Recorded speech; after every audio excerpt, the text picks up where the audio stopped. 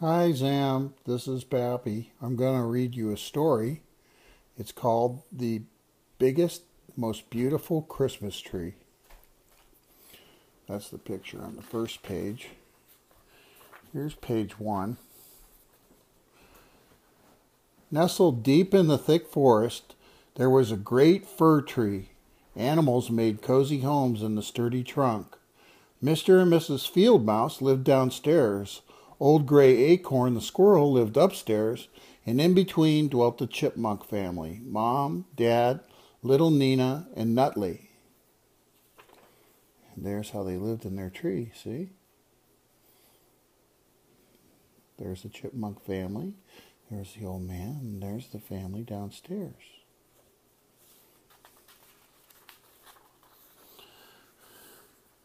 Life in the big fir tree was happy all year round, but when Christmas came, the tree animals always felt sad, and chipmunk children were the saddest of all.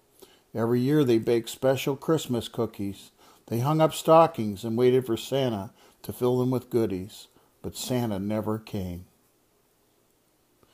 This year the children were sadder than ever, so Mom and Dad Chipmunk decided to give a Christmas party to cheer them up.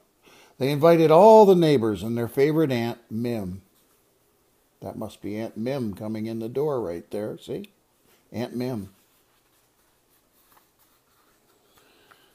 Aunt Mim arrived with a big sack and a big smile, but the children were not cheerful. "It's nearly Christmas," boomed Aunt Mim. "Why are you so glum?" Little Nina sadly explained. "Every year we bake cookies," she said. "We hang out our stockings. We wait for Santa, but he never comes." "We think he doesn't like us," sniffled Nutley. "Nonsense," declared Aunt Mim, who was very wise.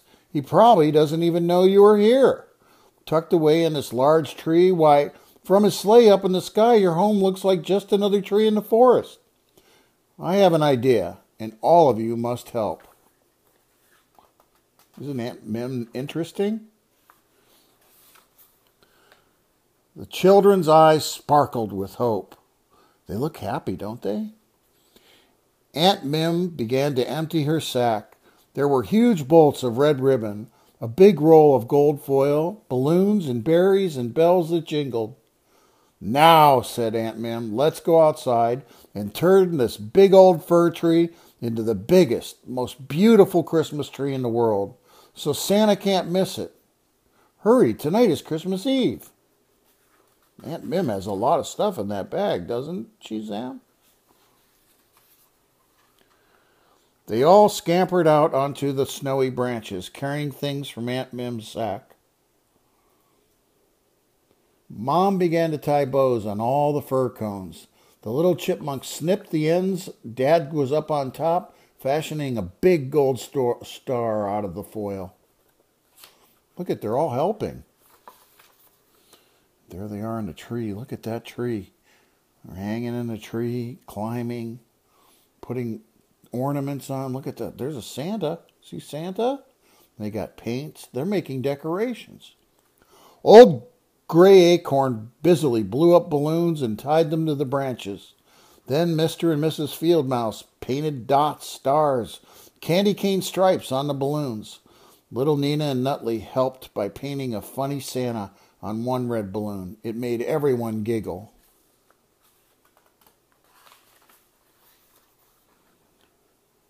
Aunt Mim ran strings of berries up and down, all around the tree. "Hurry," she urged. "It's getting late." Little Nina munched a few berries when Aunt Mim wasn't looking. The others hung jingle bells that tinkled gleefully. When the branches shook, Nutley jumped up and down to make sure of that. He wanted to make sure they tingled so Santa could see it.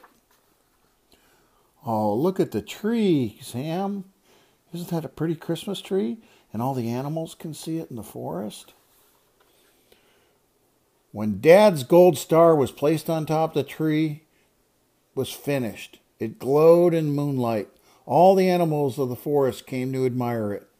"Ours is truly the biggest, most beautiful Christmas tree in the world," exclaimed little Nina and Nutley. Santa will surely find you now, Aunt Mim said with a laugh. Everyone went to bed early that night. They were tired from the hard work. Old Gray Acorn fell asleep in his big easy chair. Mr. and Mrs. Field Mouse snuggled under their warm quilt. Mom and Dad snoozed in their nightcaps, and Aunt Mim snored by the stove. See her sleeping by the stove there? The littlest chipmunks fell asleep without even touching their hot cocoa. Oh, look they got hot cocoa on their table. Let's see if we can turn this page too. The children awoke early to find the house filled with toys and gifts. Their stockings bulged with goodies. It worked, shrieked the children, dancing up and down. Santa's found us at last. Hooray, hooray! Their joyous squeals roused everyone. Look, it says Merry Christmas from Santa there. Oh, look at all the toys.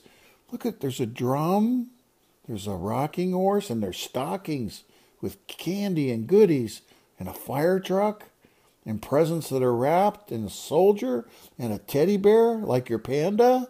And look at that house for dolls.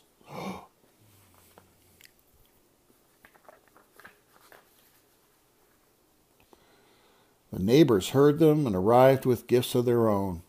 After all these years, declared old Gray Acorn, Christmas has come to this old tree.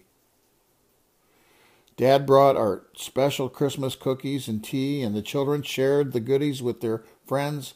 Everyone raised a cup and drank a toast to Christmas and to wise Aunt Mim, who just smiled her big smile. See Aunt Mim? She's smiling. And everyone's happy because Aunt Mim showed them how to find Santa Claus. Thanks to her, Santa would always find the animals' tiny homes in the biggest and most beautiful Christmas tree in the world. And that's the end.